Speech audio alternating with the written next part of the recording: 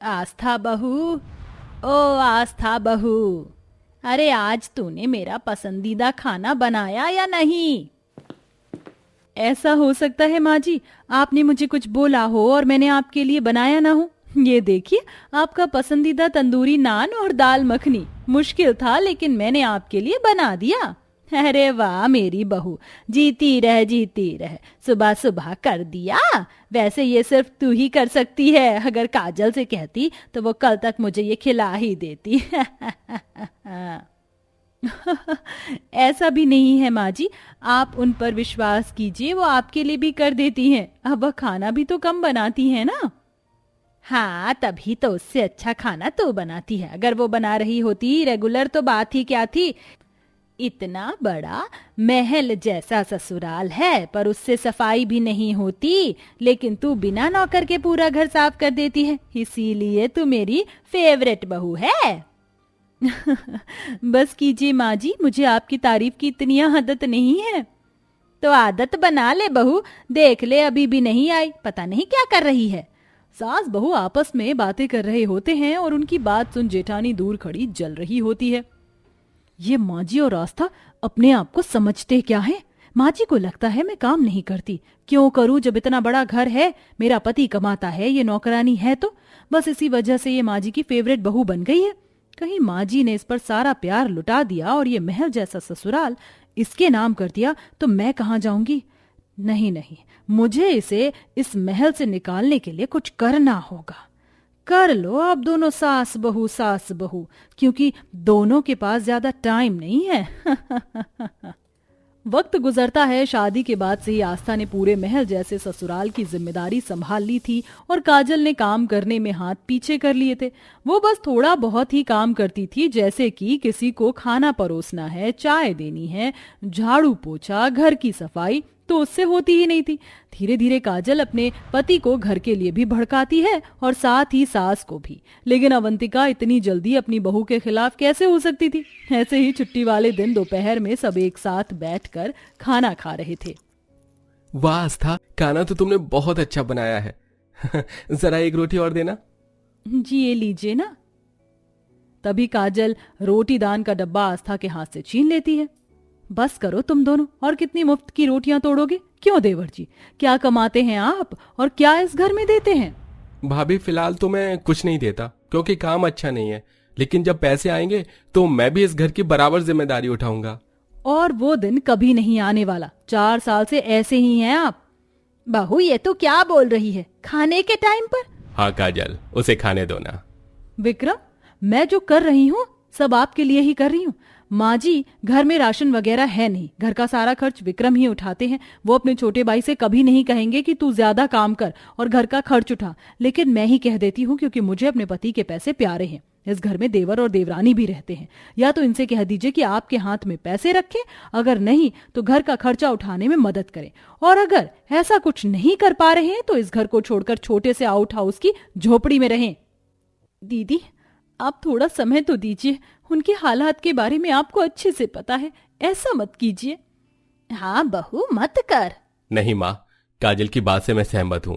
अगर मैं इसको आज नहीं टोकूंगा तो अपने पांव पर कब खड़ा होगा, कब तक फ्री की रोटी तोड़ेगा। इससे अच्छा है कि ये यहाँ से चला जाए, तभी काबिल हो पाएगा। वही मैंने बोला, अभी हाथ पर पैसे रख दीजिए तो रह लेना, अगर नहीं तो जाइए। अभी नहीं है भाभी मेरे पास, इसलिए चलो आस्था, यहाँ से चलते हैं।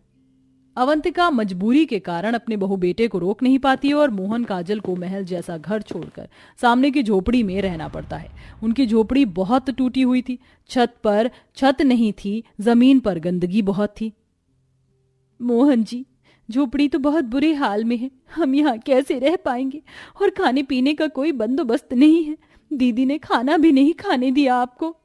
कोई बात नहीं आस्था, मैं जानता हूँ मेरी वजह से तुम्हें यहाँ आना पड़ा, लेकिन मैं बहुत मेहनत करूंगा। अब मैं अच्छे से कमाऊंगा। फिलहाल इस घर को हम लीप कर ठीक कर लेते हैं। मैं छप्पर करता हूँ, तुम दीवार कर लो। जी। मोहन घास इकट्ठी करके छप्पर सही करता है, वहीं आस्था मिट्टी और गोबर से जमीन और घर की दीवारें लीप देती है, जिससे उनकी झोपड़ी रहने लायक मजबूत हो जाती है। और मोहन अपने मालिक से पैसे बढ़ाने की बात करता है, जिस वजह से उसका मालिक उसे नौकरी से निकाल देता है। और फिर वह कंस्ट्रक्शन साइट पर मजदूरी का काम करता है, जहां उसे रोज की दिहाड़ी मिलती है और धीरे धीरे वह अपने घर में सामान भरता है। गरीबी में वक्त गुजरता है, दोनों 2 वक्त की सूखी रोटी खाकर रह जाते हैं। वहीं जेठानी घर का काम करने के लिए घर में एक नौकरानी रख लेती है, लेकिन फिर उसे भी निकाल देती है और सारे काम अवंतिका से करवा कर अपना बदला लेती है। एक रोज, काजल सच में बहुत बुरी बहू है। मेरी आस्था बहू मेरा कितना ख्याल रखती थी और इसने तो मुझे अपनी उंगलियों पर नचा दिया है। खाना तक नहीं पूछती, खुद ही बनाना पड़ता है। इस महल जैसे घर में मेरी क्या हालत हो गई है। मुझे अपने छोटे बहू बेटे से भी मिलने नहीं देती।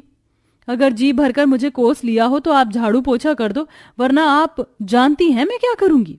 रोते रोते सास को महल जैसे घर की सफाई खुद करनी पड़ती है। 2 दिन बाद नवरात्रि लग जाती है। मोहन बहुत परेशान होता है। आस्था, आज पहली नवरात्रि है, लेकिन उनकी स्थापना के लिए ना मूर्ति के पैसे हैं, ना प्रसाद के, ना पूजा पाठ के, ना नारियल के।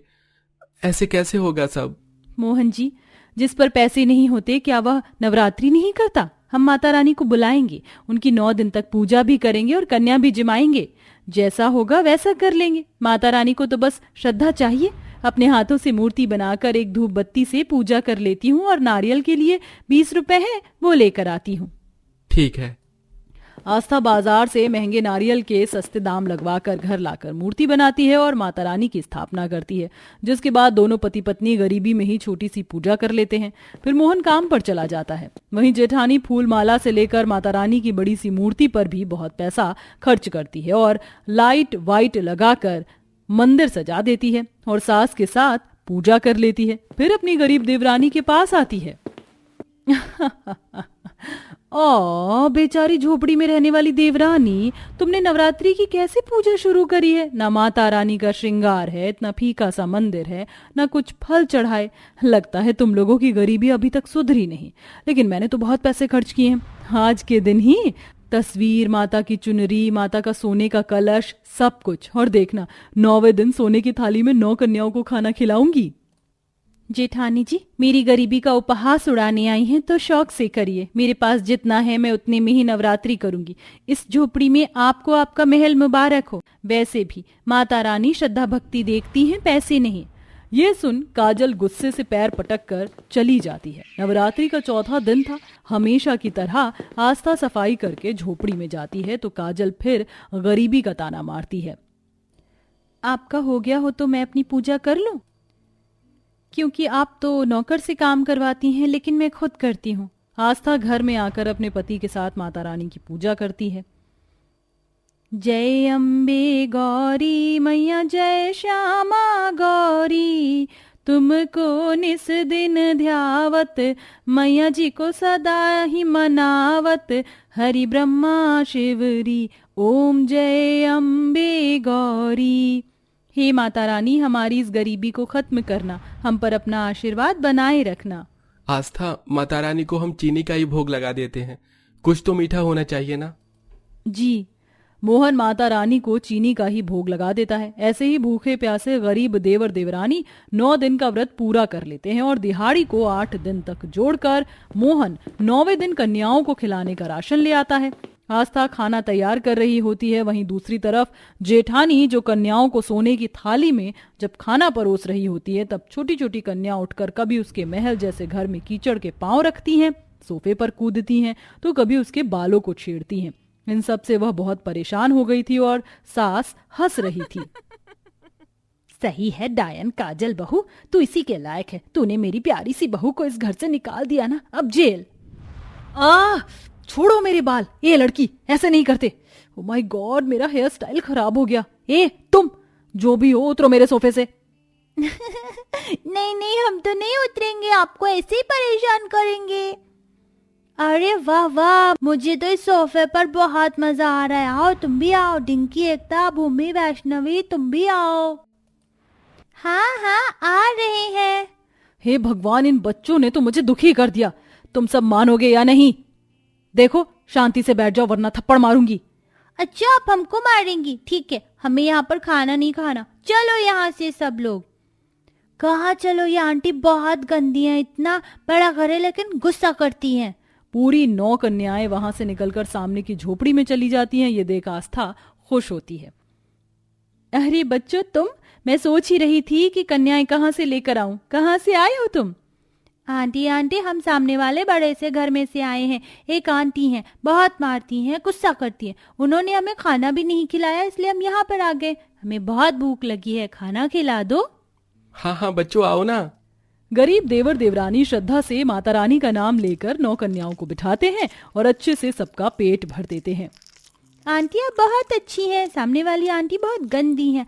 आपने बहुत अच्छा खाना बनाया था। माता रानी आपके इस झोपड़ी वाले घर को महल बना दे। हाँ बच्चों, ऐसा ही होगा। 9 बच्चियां दोनों को आशीर्वाद देकर खुशी से जाती हैं और उनके नवरात्रि के 9 दिन पूरे होते हैं। वहीं जेठानी के घर कोई भी कन्या खाने को नहीं आती है, जिस वजह से सास उसे बहुत सुनाती है। बहू, तेरे जैसी घमंडी के साथ 9 बच्चियां भी खुश नहीं थीं। मैं अपनी तुझे क्या ही बताऊं। तेरे 9 दिन पूरे हुए ही नहीं और इसी घमंड के चलते तुझे तेरा फल जरूर प्राप्त होगा। अब मैं तेरे साथ और नहीं रह सकती। मैं जा रही हूँ अपनी गरीब बहू के पास। ये सुन जेठानी को अपनी बात का पछतावा होता है, लेकिन बहुत देर हो चुकी होती है और अवंतिका अपनी गरीब बहू बेटे के साथ झोपड़ी में रहने लगती है। कुछ दिन बाद मोहन की एक अच्छी कंपनी में माता रानी की दया से नौकरी लग जाती है और परिश्रम के साथ वह एक महल जैसा घर बना लेता है। तो वहीं विक्रम की कंपनी डूब जाती है और देवर देवरानी अवंतिका के साथ खुशी खुशी रहने लगते हैं। तो दोस्तों, देखा आपने, अगर आपकी नीयत खराब है तो आपका महल भी झोपड़ी बन सकता है, और अगर आपकी नीयत साफ है तो आपकी झोपड़ी भी महल बन जाएगी। एक दिन बस माता रानी पर विश्वास रखिए और नवरात्रि को अच्छे और सच्चे दिल से मनाइए और गरीब बच्चों को खाना खिलाइए। आप सभी को नवरात्रि की हार्दिक शुभकामनाएं।